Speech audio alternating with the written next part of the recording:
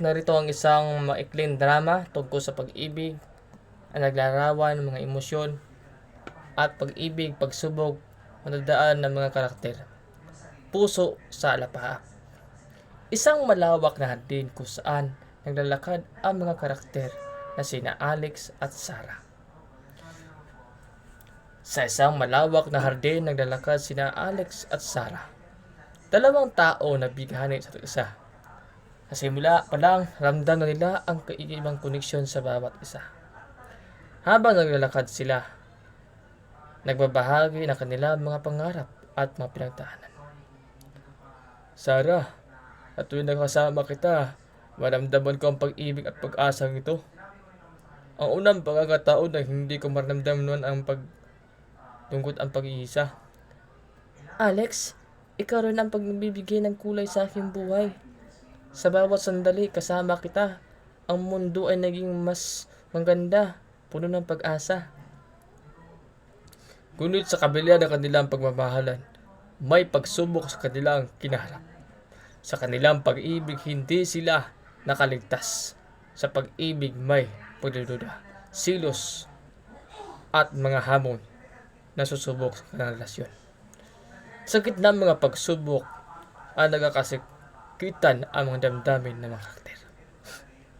Sarah, hindi ko alam kung paano ko lalampasan ang sakit ngayon. Ang magkakaroon ng alilangan at selos ang nagpapairas sa aking isipan. Alex, nantindihan ko yung naramdaman.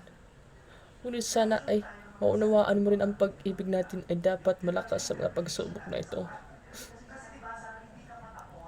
Sa huli, nagkakasanto ang mga karakter at nagpapasya na laban na ang pagsubok. Sarah, hindi ko kaya mawala ka sa aking buhay.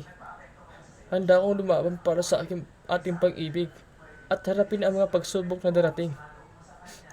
Alex, ako rin ay handa rin na labanan ng mga pagsubok na ito.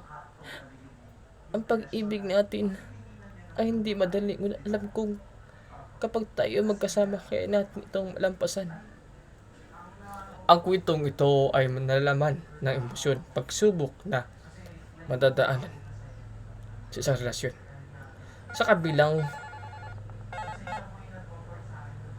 ng mga hamon at pag-ibig ng mga karakter ay lumalaban at naghatid ng pag-asa at ito'y isang pag-aalala ng tunay na pag-ibig hindi madaling makuha.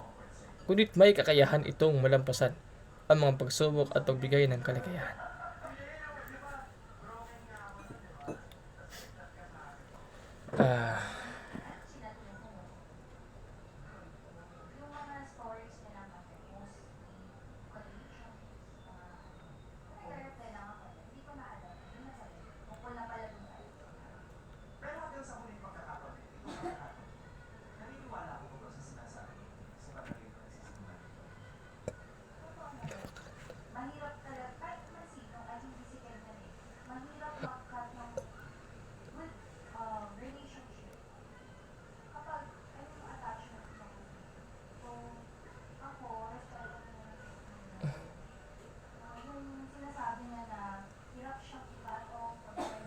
Mura at mahal.